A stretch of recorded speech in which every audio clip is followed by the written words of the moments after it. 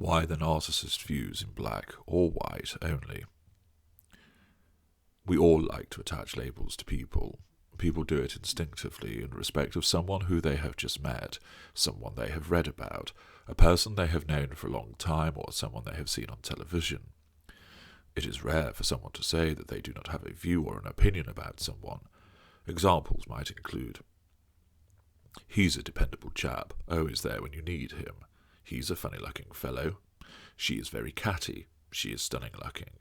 A complete attention seeker. A genius musician.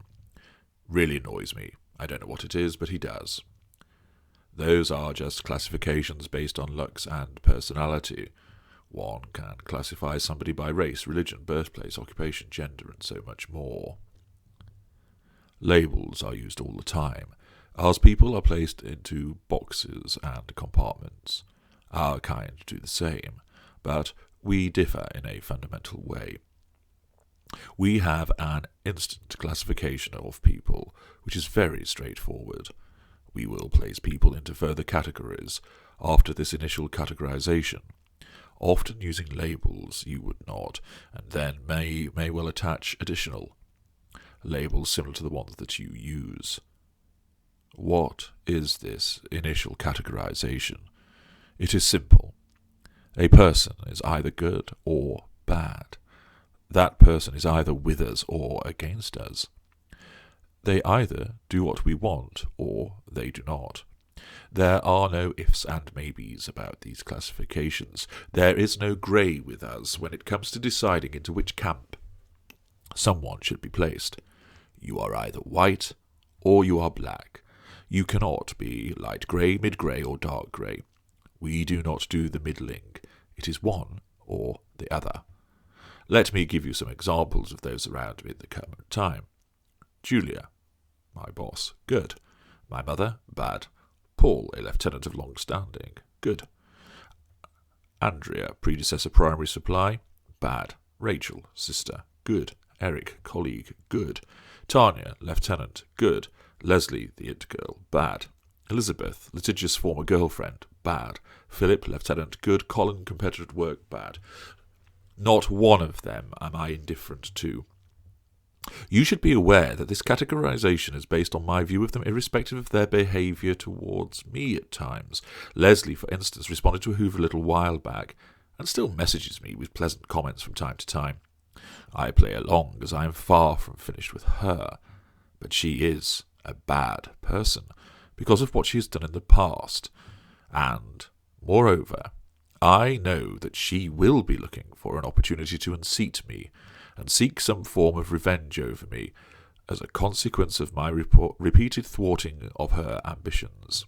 I know her game. These categorizations are fluid. In fact, they are extremely fluid with certain people. Usually, our intimate partners, especially the intimate partner primary source. But it will also apply to secondary sources, such as those that are intimate, family, colleagues, and or friends. We will switch in an instant from black to white and to black once again. There is no slow change over time. There is no strand of white amidst the black. If you try to bring up the good things that you have done for us when we are attacking you in some way, as you are now viewed as black, you will be challenging us, and therefore our first line of defence, see the video, The Narcissist Twin Lines of Defence, will kick in, and we will deny that you ever did any of those things for us, which only confuses you further, and is how gaslighting occurs. Remember, the lesser and mid-range narcissists do this always by instinct, and they do not see the inconsistency or the contrarian behaviour that they are engaging in, because of their narcissistic perspective. The greater narcissist does so with some instinct, but also calculation. We are aware of the contradictions, but we do not care. You may begin as a good person when I wake up, but by breakfast you are a bad person. Often you will be utterly unaware of why your status is altered, and to you it appears capricious and arbitrary, but it's not. You will have done something, or failed to do something, which has shifted your classification. Most often it is linked to your failure to provide me with fuel. And therefore, you will be designated as a bad person, and subjected to treatment in accordance with such a status, devaluation and denigration. Conversely, one can also move from bad to good in the blink of an eye. You won't necessarily realise why this is, but we do. It is entirely logical to us. Your status as either white or black is also affected by other movements in our fuel matrix, often ones you have no idea about. Accordingly, you may be busting a gut to please us, thinking you are doing all of the things that we apparently like, allowing us our own way and being compliant, but it is not working. You somehow cannot shift from being viewed as black. This is because when you are painted black, everything you do is viewed through that filter. Whereas once we delighted in your status as a board director at a listed company, we now lambast you, saying you think more of your job than you do of us.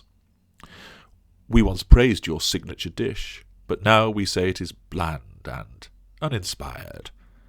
This occurs because you have done or not done something. You have been painted black. And furthermore, there is someone else in the fuel matrix who is outshining you, outgunning you, outperforming you, and they are seen as white, and despite your best endeavours to try to return to our favour, you are failing, because that white status is ascribed to somebody else. All of a sudden, we then treat you favourably, and you wonder why this has happened. Perhaps you did something right for once. It is more to do with someone else behaving in a way so that they become black, and therefore, in order to maintain contrast and with it the freshness of the fuel, you are seen as white once again.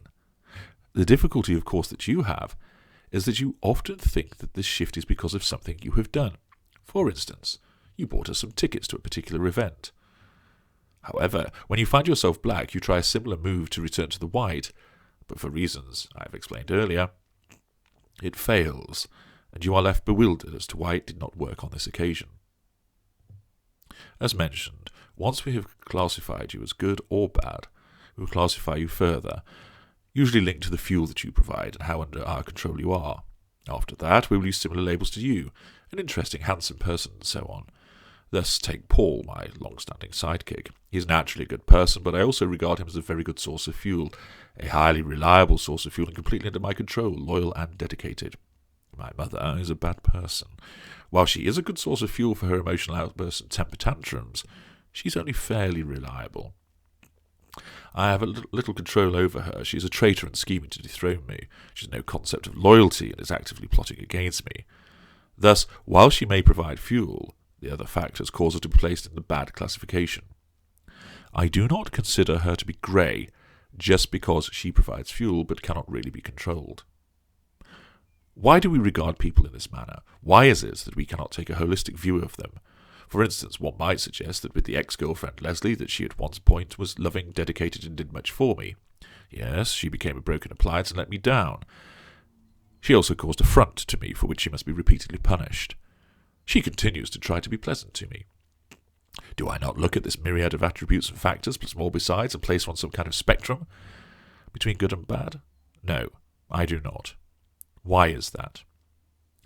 In order to drive forward and also to defend ourselves, it must be an all-or-nothing approach. You are viewed as wonderful, amazing, loyal, and functioning. Therefore we interact with you in a committed and dedicated manner, for instance, the love bombing which occurs with regard to those that we seduce intimately, so that we are able to extract the maximum amount of fuel and keep you bound to us through the application of benign behaviours. This applies to all appliances, from spouse to lover to friends. Should you wound or challenge us, our self-defence mechanism, which is narcissism, must provide an absolute defence. To deploy this, you cannot be viewed as grey. You cannot be seen in a wishy-washy way. You have become the enemy, so that all defences can be mobilised with suitable aggression and application to draw fuel to heal the wound, or to quash your challenge and assert our superiority once again. This sudden shift from white to black to white again is a necessary device to enable us to function. We cannot do half measures, for if we did, this would result in indecision, a less than total approach, and this would lead to reduced fuel, ineffective healing of wounding, and partial suppression of challenges, and all of that reduces our effectiveness and diminishes our control on the world around us. This then makes us feel worthless, insignificant, and unimportant, and returns us to a place where we must not ever go again. This lack of object constancy, the fact we forget all about the good things that you have done for us in an instant as you are painted black, is bewildering for those who are ensnared by us. But it is entirely necessary for us to function, thrive, and survive. The response must be total. It must be instantaneous, and it must give us the maximum prospect of success whilst leaving you confused, stunned, bewildered, providing fuel, and remaining under our control. You should have learned by now that because we look at the world through a different lens to you, there are many things that you will do, which you will not be aware about, which cause us to oscillate from regarding you as good to bad and then back to good, often in the space of an hour or less.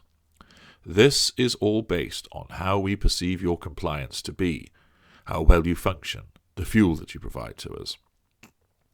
During our seduction of you, you are only ever a good person because you represent that wonderful, potent source of positive fuel which we desire. You represent the prospect of an undimmed source, unlike the bad person we are devaluing and are about to disengage from.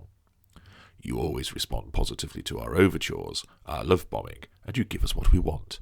Hence, you remain a good person. You are painted white. Those who are in our coterie, our lieutenants, and those who form our facade remain good people. They oblige us, they comply, challenge us, defy us, or, even worse, see through us, and you are challenging our need for superiority and self-worth, and you therefore must automatically be designated as a bad person without condition or caveat, irrespective of what may have come before, because that would create a diluted view which is of no assistance to us. You failed to do what we wanted, you are therefore a bad person, and you are painted black. You then change and do what we want. Subject to what else is happening in the fuel matrix, you become a good person. It is a simple and necessary classification that we utilize for the betterment of our desire to obtain fuel and for the defense of ourselves. Accordingly, everything is either good or bad with our kind. Admittedly, though, it usually turns ugly as well.